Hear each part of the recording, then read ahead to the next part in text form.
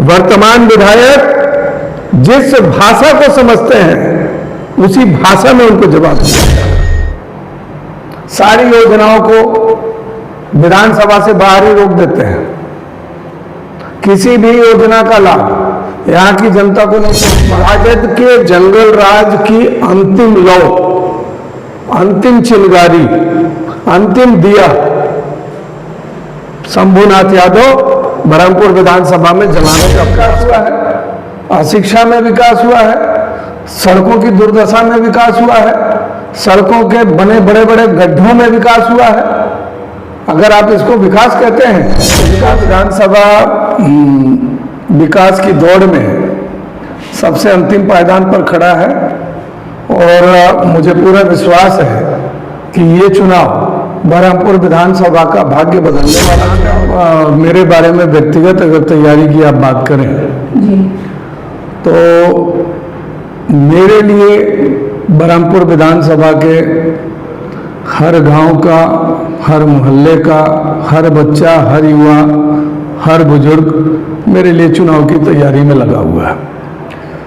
मेरी तैयारी चुनाव की तैयारी नहीं होती है, मेरी तैयारी लोगों की सेवा की तैयारी होती है और ये लगातार होती है। ये ऐसा नहीं है कि चुनाव के समय हम लोग काम करते हैं और चुनाव को ध्यान में रखकर तो कोई तैयारी की जाती है। भाजपा का हर कार्यकर्ता लगातार लोगों के साथ, समाज के साथ, उनके विकास के मुद्दों के साथ, उनकी परेशानियों को दूर करने के लक्ष्य को लेकर लगा रहता है। मैं भी लगा हुआ हूं और मेरे साथ क्षेत्र के तमाम लोग भी लगे हुए हैं। आप तो क्षेत्र में भ्रमण कर रहे हैं, बरहमपुर विधानसभा में कितना विकास हुआ है? नहीं, बरहमपुर विधानसभा विकास की दौड़ में सबसे अंतिम पायदान पर खड़ा है और मुझे पूरा विश्वास है कि ये चुनाव बरहमपुर विधानसभा का भाग्य बदलने वाला चुनाव है और इस चुनाव के बाद निश्चित रूप से यहाँ परिवर्तन तय है। बरहमपुर विधानसभा बिहार के 243 विधानसभाओं में से सबसे नंबर 1 पर आने वाला है।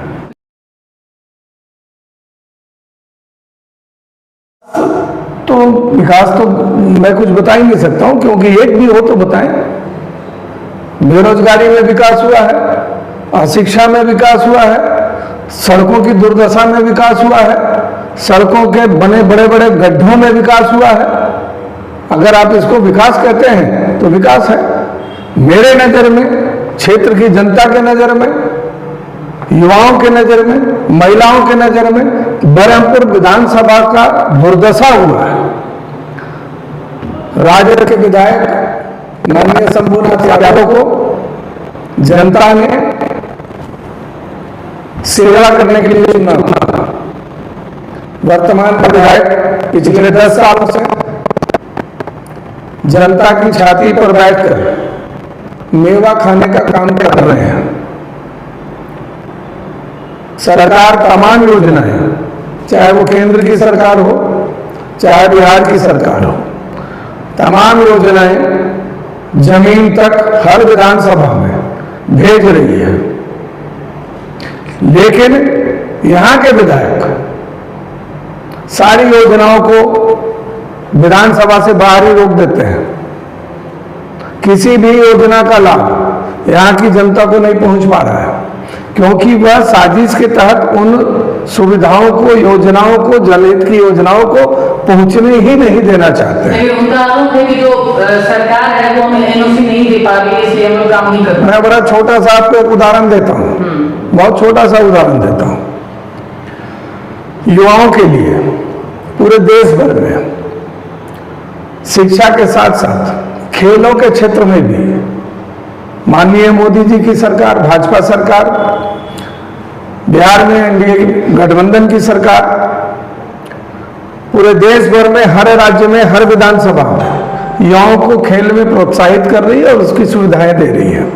आपके बरहमपुर विधानसभा में पिछले 10 वर्षों में ना तो कोई स्टेडियम बना, ना तो कोई खेल विद्यालय बना, ना किसी अस्पताल का निर्माण हुआ, ना कहीं सड़कें बनी।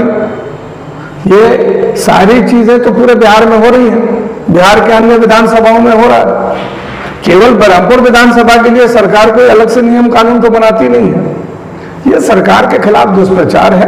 उन्हें अपने व्यवसाय से फुर्सत नहीं है। उन्हें पता है कि वो हार रहे हैं और अपने आने वाली पीढ़ियों के लिए वो अपने आप को निश्चिंत रखना चाहते हैं कि अगर आगे इस 2025 के बाद उनकी पीढ़ियां, उनके बाल बच्चे, उनके परिवार के लोग बगैर कुछ किए खाते पीते रहें, इसकी व्यवस्था उन्होंने 10 वर्षों में की है। उनका भी नाच दिखाने पर कई लोगों को धमकी भी दे रहा है कि मेरे घर पे आओ, धमकी दे रहा है टाइप का पत्रकार। देखिए, राजद के जंगल राज की अंतिम लौ, अंतिम चिंगारी, अंतिम दिया शंभुनाथ यादव बरहमपुर विधानसभा में जलाने का प्रयास कर रहे हैं। यहाँ की जनता आने वाले चुनाव में फूंक मारकर उस दिए को बुझाने वाली है और यहाँ से भी जंगल राज समाप्त होगा। इनकी धमकियों से यहाँ के लोग डरने वाले नहीं हैं, इनकी धमकियों से यहाँ के पत्रकार डरने वाले नहीं हैं। इनकी धमकियों का भरपूर जवाब मिलेगा। वो जिस भाषा को समझते हैं, वर्तमान विधायक जिस भाषा को समझते हैं उसी भाषा में उनको जवाब दिया जाएगा। अगर आपको पार्टी टिकट देती है तो क्या मुद्दा रहेगा? नहीं, बात ये नहीं कि पार्टी मुझे टिकट देती है तो क्या मुद्दा रहेगा। भाजपा का और एनडीए का एक ही मुद्दा है, विकास, सबका विकास, सर्वांगीण विकास। और गठबंधन से जो भी व्यक्ति दावेदार होगा, उम्मीदवार होगा, वो भाजपा का जो दावा है, जो लक्ष्य है, उसी पे काम करेंगे हम लोग और विकास की तरफ बढ़ेंगे। बरहमपुर विधानसभा में एक ऐसा गांव है जहां आज कुछ भी विकास के नाम पर वहां कुछ नहीं है। पहाड़ी चक में वहां कोई नेता भी नहीं जाते हैं, लेकिन आप गए हैं तो उस रास्ते पर कैसे आपने, कितना चुनौतीपूर्ण रहा? मैं आपको 2-3 चीजें बता देता हूँ। आप केवल एक गांव का जिक्र कर रही हैं, आप केवल पहाड़ी चक का जिक्र कर रही हैं। मैं आपको कहता हूँ 2-4 जगह और आप जाएं। मैं पहाड़ी चक गया, वहाँ के लोग बहुत दुखी हैं, वहाँ आज तक सड़क का निर्माण नहीं हो पाया है। आप श्रीकांत राय का डेरा, राजापुर पंचायत में एक गांव है, जरा सी बारिश होती है और वहाँ के लोगों का संपर्क टूट जाता है, वो गांव से बाहर नहीं निकल पाते हैं। नाव की आवश्यकता होती है गांव से बाहर आने के लिए। आप भोजपुर से नियाजीपुर जो सड़क जा रही है, उस सड़क पर जाएं और अगर मेरा आवास, मेरा गांव, मेरा घर उसी सड़क पर आगे नियाजीपुर के बगल में अर्जुनपुर गांव है और वही मेरा गांव है। और अगर आप मुझे फोन करेंगी कि मैं भोजपुर से चली हूं भैया जी आपके गांव आने के लिए, तो मैं तुरंत भगवान से मनाना शुरू कर दूंगा कि आप सुरक्षित आवें। सड़क की इतनी स्थिति खराब है। सड़क के दोनों तरफ 6 फीट की चौड़ी सड़क है और सड़क के दोनों तरफ 1.5 फुट के गड्ढे हैं। रोजाना दुर्घटनाएं हो रही हैं। ये मुख्य सड़क है जो भोजपुर से निकलती है, मेरे गांव को होते हुए, बांध को होते हुए, जो जिस बांध का निर्माण हुआ है, जो नैनीजोर को जोड़ता है, जो बांध की सड़क, वहां से वो बलिया 82 पुल होते हुए बलिया को जाता है। ये मुख्य सड़क है। उस सड़क पे 4 किलोमीटर भोजपुर से मेरे गांव तक 4 किलोमीटर तक आने में हो सकता है कि आपका भाग्य बहुत बढ़िया हो तो आप 2-2.5 घंटे में पहुंच जाएंगे। यह स्थिति है। कितना दुख होता होगा ये सब देख करके अपने क्षेत्र में? निश्चित रूप से दुख होता है, लेकिन सवाल है कि वो कहते हैं ना कि बंदर के हाथ में नारियल मिल गया, वही हुआ है 10 वर्षों से। सिपाही थे, उनको मिल गया लालू जी का आशीर्वाद, आर्थिक आशीर्वाद, राजनीतिक आशीर्वाद, लूटपाट का आशीर्वाद, गुंडागर्दी का आशीर्वाद, जंगल राज का आशीर्वाद, तो दुख तो होगा ही। सारे लोग दुखी हैं और अगर मेरे लोग दुखी हैं, मेरे विधानसभा के लोग दुखी हैं, तो मेरा दुखी होना तो लाजमी होता है। यह लड़ाई इसीलिए तो है। लेकिन कितना वो समाज सेवा करते हैं, आटा देते हैं, कई वरुण जी, मैं बिल्कुल आपकी बात से सहमत हूं। हमारे वर्तमान विधायक आटा देते हैं। किसको देते हैं ये जानकारी है आपको? जो किसी परिवार में किसी की मृत्यु हो जाती है, किसी के परिवार में अगर किसी की मृत्यु हो जाए तो वर्तमान विधायक 1 बोरा आटा देते हैं। यानी हमारे वर्तमान विधायक राजद के शंभूनाथ यादव जीवित रहते आपकी कोई मदद नहीं करने वाले हैं। आपको अगर एक बोरा आटा चाहिए तो सबसे पहले आप खुद मरिए या अपने परिवार के किसी को मारिए और आपको एक बोरा आटा मिल जाएगा। ये उनकी महानता है और हम उनकी महानता का तो बस गुणगान कर रहे हैं। ये ढोल तो हम पीटते रहेंगे हमेशा। इतने महान व्यक्ति, एक बोरा आटा तब मिलेगा जब आपके परिवार के, आपके रिश्तेदार के, आपके गांव के किसी व्यक्ति की मृत्यु, जीवित भर में कुछ नहीं मिलने वाला है। लेकिन वो तो कहते हैं कि विधायक का काम रोड बनवाना नहीं है। हाँ, विधायक का काम अपने लिए स्कूल बनवाना है, अपने लिए अस्पताल बनवाना है, अपने लिए आटा चक्की बनवाना है, यही तो है। ठीक ही कहते हैं, जनता भी अभी ठीक ही कहेगी। अच्छा, तेजस्वी यादव एक कार्यक्रम में कलम बांट रहे हैं लोगों में फेंक करके, इस पर आप क्या कहना चाह रहे हैं? नहीं, उन्हीं के परिवार में एक अनपढ़ आदमी और है, वो भी कह रहा है कि ये गलत है। ये अनपढ़ व्यक्ति को भी समझ में है कि कलम सरस्वती माता का कलम और कॉपी हम जिसकी पूजा करते हैं उसकी भर्त्सना हो, जब कलम फेंकने के उनके कांड के भर्त्सना तो उनके भाई साहब तेज प्रताप जी ही कर रहे हैं। एक अनपढ़ व्यक्ति कर रहा है जो शुद्ध हिंदी नहीं बोल सकता, वो भी कह रहा है कि भाई कलम नहीं फेंकना चाहिए। तो आप लोग तो पढ़े लिखे लोग हैं, हमारे क्षेत्र के लोग बहुत बुद्धिजीवी हैं, जागरूक हैं। कांग्रेस कह रही है कि हमारी सरकार बनेगी तो हम 200 यूनिट बिजली फ्री देंगे और 25 लाख तक का मुफ्त इलाज। बिल्कुल, पहली दफा उन्हें मौका मिल रहा है क्या? इसके पहले वो शासन में नहीं थे क्या? कांग्रेस को पहली दफा मौका मांग रहे हैं वो, इसके पहले वो शासन में नहीं थे। 60 वर्षों तक बिजली नहीं दे पाए, हर जगह फ्री में देने की बात करते हैं। देखिए ऐसा है, ये टाइम खराब करने वाले लोग हैं, इनके विषय में चर्चा तो मत ही करें तो बेहतर है। इनके ऊपर कुछ बोलने का कोई फायदा ही नहीं है। इनका तो इतिहास गवाह है, इन्होंने 60 वर्षों में क्या किया। अब तो लोग इनके दिखाए हुए सपने भी नहीं देखना चाहते हैं, वास्तविकता तो छोड़ दीजिए, इनके सपने भी झूठे हैं। सिर्फ वादे नहीं, इनके दिखाए हुए सपने भी झूठे हैं।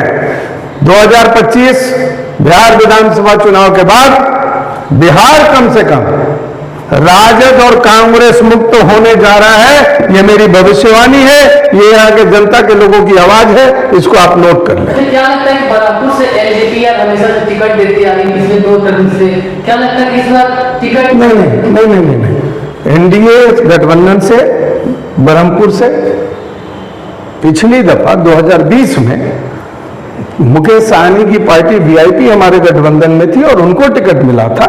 एलजेपी को इसके पहले हमेशा से भाजपा ही चुनाव लड़ती रही है।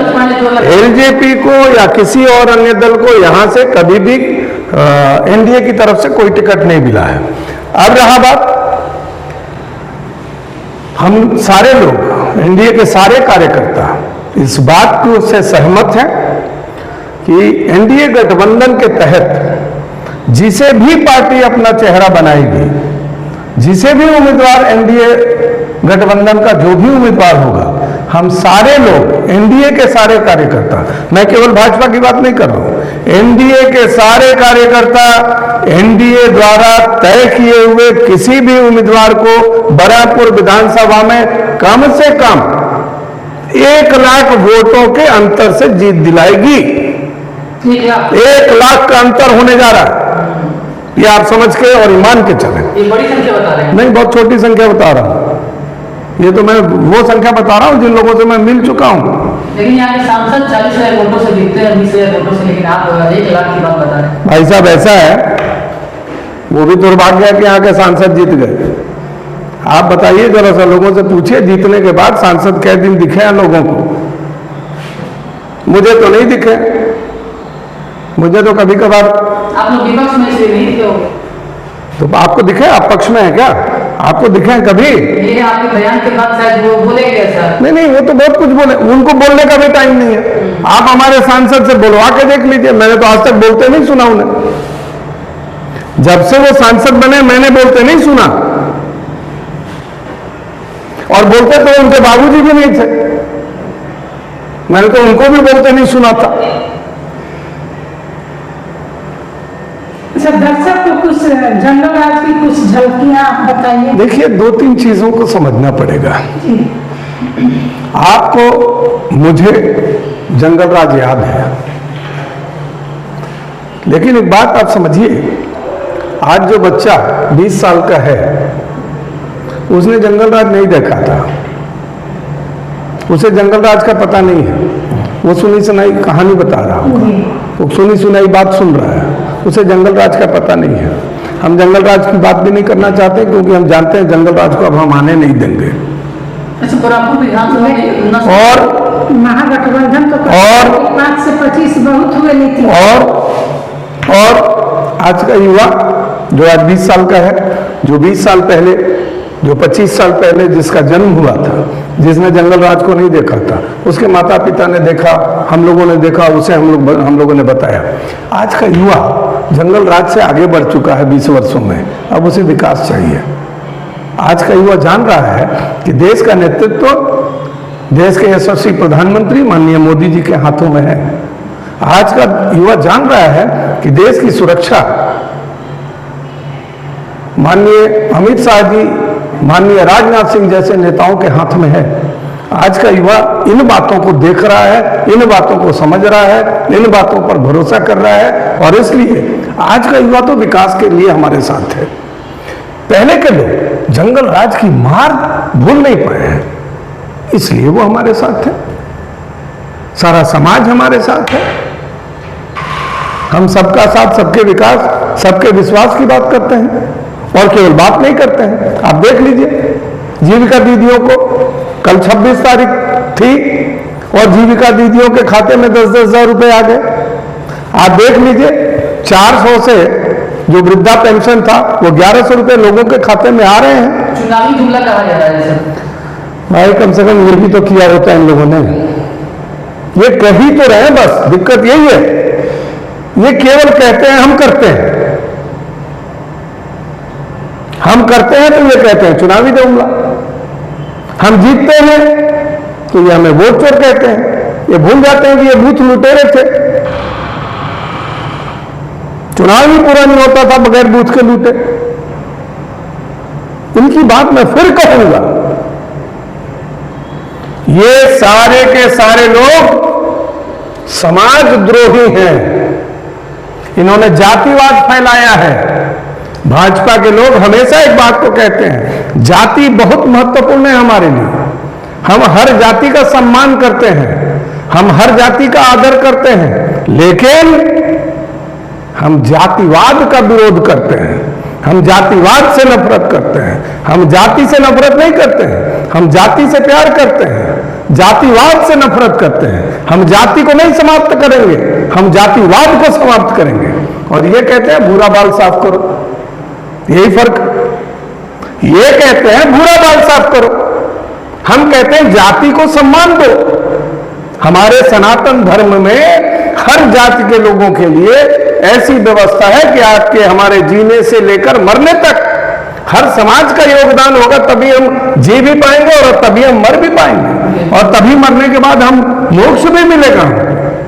तो हम हर जाति का सम्मान करते हैं, जातिवाद से हम नफरत करते हैं, जातिवाद से घृणा करते हैं, जातिवाद को समाप्त करते हैं, जाति को नहीं।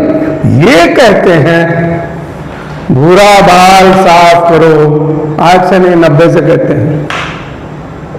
लोग समझ चुके हैं। नवरात्रि में क्या संदेश होगा इस बार? नवरात्रि पे लोग संकल्प लें कि इस दफा बरहमपुर विधानसभा से दशानन कांत होगा, बरहमपुर विधानसभा के रावण का दहन होगा, और बिहार के अंदर एनडीए की मजबूत सरकार बना के हम अगले 5 साल के अंदर बिहार राज्य को देश का सबसे पहला उन्नत राज्य, अपने विधानसभा को बिहार राज्य का सबसे विकसित विधानसभा बनाएं। यही मेरी प्रार्थना है लोगों से, यही मेरा संदेश है। जय जय श्री राम।